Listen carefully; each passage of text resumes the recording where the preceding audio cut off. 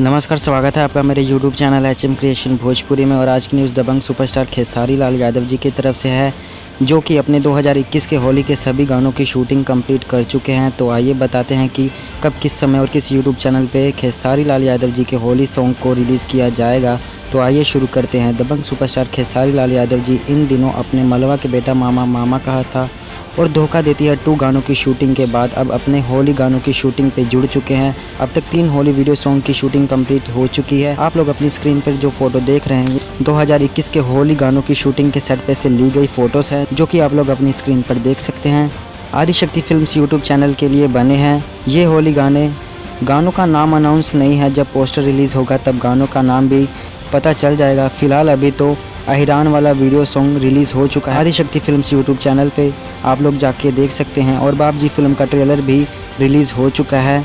लगातार एंटरटेनमेंट दे रहे हैं खेसारी लाल यादव जी।